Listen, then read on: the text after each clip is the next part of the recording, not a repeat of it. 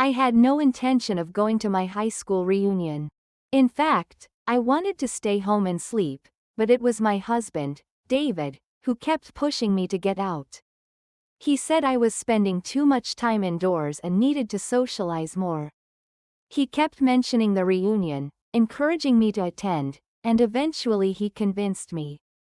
He marked it on our calendar, helped me pick out an outfit, and it wasn't long before I was ready. I had worked from home for so long that I had stopped going to social events. And David's gentle nudging was the push I needed. Still, I felt hesitant, unsure of whether I should even go. The moment I arrived at the venue, it felt like all eyes were on me. I tried to blend in, but it didn't take long for people to start approaching me, chatting me up. It was overwhelming. Half the guys were hitting on me, and the others were eyeing me like I was some kind of trophy. It got exhausting fast, so I excused myself and went to the bar for a drink alone. That's when I heard someone call my name. It was Liam, my first love. I hadn't seen him in years, and the last I'd heard, he wasn't even in the country. Seeing him there took me by surprise, and suddenly, I felt alive again. We hugged each other, catching up like old friends. He asked if I was with anyone and I told him I wasn't. He smiled and offered to get me a drink, which I quickly accepted. He returned with whiskey and we started chatting more. Then out of nowhere, he asked me if I was happy. I didn't quite understand the question at first. So he rephrased it. He wanted to know if I was truly satisfied with the life I was living. I told him I had a husband, a child, a good job, and a house. But he laughed and said that wasn't the answer he was looking for. We continued talking, reminiscing about the past, and before I knew it, he suggested we go somewhere quieter. The hall was noisy, and he wanted to get away from the crowd. I agreed, and he led me to the elevator. He had a hotel room in the same building where the reunion was held. And we went up. In his room, he offered me more whiskey, and we kept talking. He apologized for the way things ended between us years ago, but I told him it didn't matter anymore. He had disappeared without a word after our final exams, not even showing up to prom. I laughed it off. Then, unexpectedly, he asked if my husband made me happier than he did.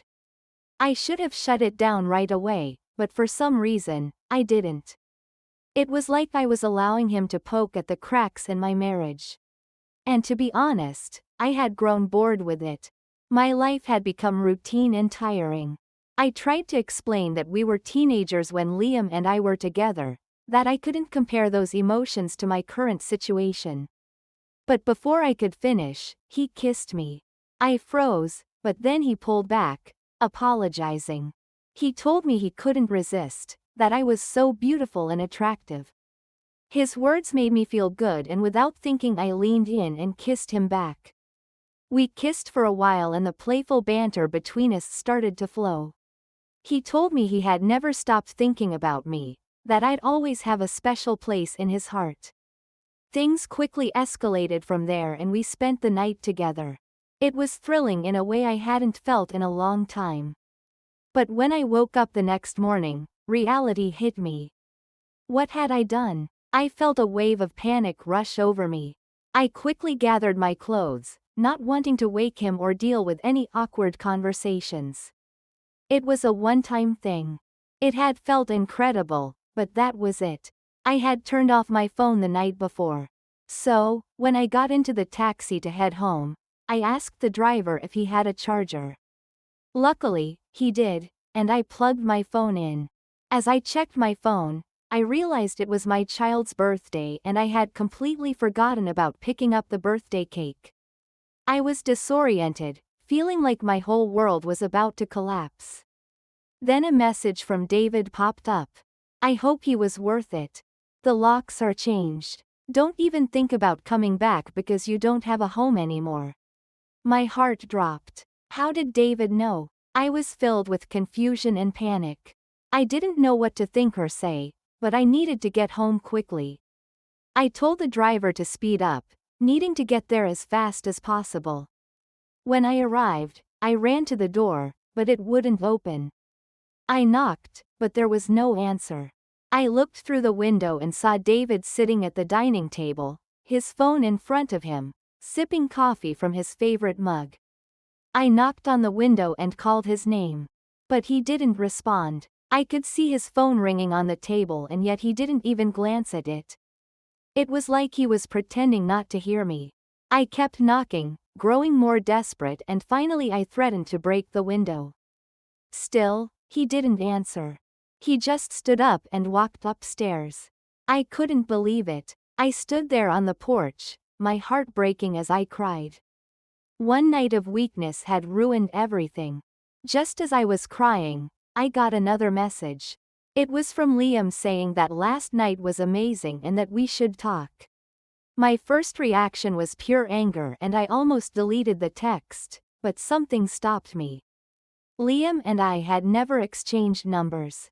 So, how in the world did he have mine? I sat there confused and frustrated when suddenly my husband unlocked the door and threw my bags outside. He had packed all my clothes. I was stunned, and before I could even process it, I told him to stop acting like a child and to talk to me like an adult. He looked at me, his face full of anger like he was about to hit me.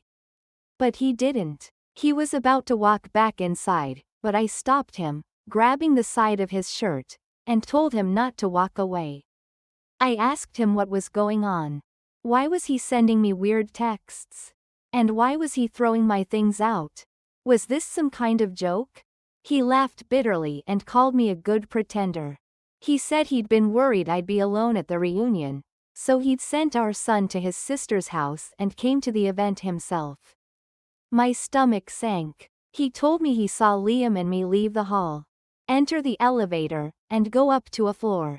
He followed us and watched us walking hand in hand down a corridor, laughing and looking like we had all the time in the world. He said, we entered a hotel room. And that's when his heart broke. He asked himself what he had done to deserve this, but soon realized it wasn't about him. It was all on me. He called me ungrateful, an evil witch who bit the hand that fed her.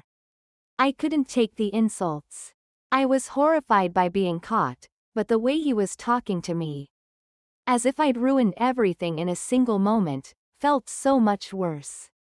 I grabbed his hand and tried to tell him he was overreacting, that he was just assuming things based on seeing us walk into a private room, but he was having none of it. He looked at me furious and said I still had the nerve to deny the truth, that I was lying to his face. Then he told me he didn't want to argue anymore and ordered me off his porch. I couldn't even get another word in before he slammed the door and locked it behind him. I was beyond frustrated, feeling stuck with nowhere to go. My only options were my friend's place, my sister-in-law's house, or my brother's place. I couldn't go to my sister-in-law's house. So, I decided to go to my brother's. It was about a 20-minute drive away. When I knocked, he opened the door immediately and instead of asking what had happened, he burst out laughing. That was just how he was. He made jokes out of everything, but I wasn't in the mood for jokes. I walked past him and sat down on the couch telling him I needed food. He just told me to go to the kitchen and get something myself. As I was scrolling through my phone, I got another message from Liam. He asked if he had been that bad in bed the night before, wondering if that's why I wasn't responding. That wasn't the problem at all. Liam had satisfied me in ways my husband never could. I was caught up in this mess and he had no idea what was going on. As I read the message, my brother grabbed my phone and read it himself. He looked at me in disbelief, his joking attitude turning into something more serious and disappointed. He asked how I could do this to my husband. I didn't want to deal with his judgment, so I begged him not to tell our parents, but he wouldn't make any promises. He just walked away and went into his room. I sat there for what felt like forever trying to figure out how to get out of this mess. How could I convince my husband nothing had happened? Then another message from Liam popped up. This time he was demanding to know why I was ignoring him. I didn't respond, but then came another message, just my name followed by exclamation marks as though he was yelling at me. I finally replied, telling him to leave me alone. The response came quickly, but this time it was a video. It was a video of Liam and me sleeping together the night before. He had recorded us without my knowledge. I immediately called him and he picked up laughing. He said he thought I had lost my ability to answer texts and was surprised I was calling him. I was furious, asking him if he had completely lost his mind. He said he just needed to get my attention and if I didn't meet him again, he'd send the video to my husband in our high school group chat. I felt sick. I was so heartbroken realizing I'd ruined my marriage for someone who would blackmail me. I asked him how he could do this to me and he just said he wanted me. I'd never felt so betrayed. I told him I would do whatever he wanted and then I ended the call. It was still my son's birthday and I didn't want to miss it. So, I went to get the cake and headed over to my husband's sister's house to see my son. When I arrived, my son was so happy to have his cake. But my husband showed up shortly after. When he saw me there, he was furious. He asked what I was doing there. And though he didn't want to argue in front of our son, he pulled me outside and we started to argue. He told me I was no longer welcome in his life and that I needed to stay away from our son. That's when I lost it. I yelled at him, accusing him of being insecure and letting his fragile ego get in the way of everything. He went quiet for a moment and then asked me to swear on our child's life that I hadn't cheated on him with Liam. I stood firm, swearing that nothing happened, that I was innocent. He stared at me for a long time, and I think my strong denial made him start to believe me. But before anything else could be said, his phone chimed. He looked at it for longer than seemed normal and his expression changed to one of frowning confusion. I was getting impatient and said, "We're having a serious conversation and you're more focused on your phone than me." I was about to walk back into the house, but he blocked me and showed me something on his phone. I was in shock when I saw the video. Me and Liam together asleep. It was a video he had sent to my husband. I almost collapsed from the weight of it all. My husband looked at me with disbelief and reminded me that I had sworn on our child's life, yet I had lied. He told me he didn't want to see me again. And before I could say a word, he turned and walked into the house, slamming the door behind him. I was frozen. The only thing I could do was deny everything. But now, with the video exposed, there was no escaping the truth. I stood there, tears welling up because I didn't know what else to do. After a few moments of standing there, feeling completely lost, I rushed to the hotel where Liam was staying. I banged on his door like I was ready to tear it down. When he opened it, he was smiling as if he'd gotten exactly what he wanted. I demanded to know why he had sent the video to my husband. And he told me that he couldn't reach me and thought I had blocked him, so he figured he'd go ahead and send it. All I could do was yell at him, telling him my phone had been off. His only response was a casual oops. I felt my anger boiling over. I promised I wouldn't let him get away with this, but he just laughed and told me there was no point in trying to fix my marriage. It was already beyond saving. He told me to come with him, that we could start over. I couldn't believe the man he had become. He was no longer the person I had known in high school, the person I once loved. I told him he was delusional and walked away from him without a second thought. When I returned to my brother's house, I was shocked to find my parents there waiting. It felt like a meeting I had no knowledge of. My father angrily confronted me, asking what he had ever done wrong to deserve the embarrassment I had caused our family. I knew exactly what he meant. So, I looked to my brother, expecting him to have told them about my infidelity. But he hadn't. It turned out Liam had posted the video in our high school group chat, and someone had forwarded it to my sister, who then went straight to my parents with it. My mother was speechless, unable to say anything. While my father raged at me, I tried to explain, telling them it was a mistake, just one mistake. I begged them to understand that I had been a perfect wife and daughter, but now they were treating me like a criminal for one wrong decision. My father shook his head, saying I wasn't showing enough remorse. He just got up and walked into the kitchen, leaving me standing there. I turned to my mother, hoping she would say something, anything. But she said nothing. Even my sister, who I had always leaned on, looked at me with disgust. I called her a snake before I left the house. I didn't know where to go. My phone was still off and my mind was racing with confusion. I ended up at a friend's house, staying there for the time being. Within days, it felt like the whole world knew what I had done. The shame was unbearable, and I was terrified to even go to work, knowing everyone there would have heard the story. When I finally went to work, I saw my husband leaving the building.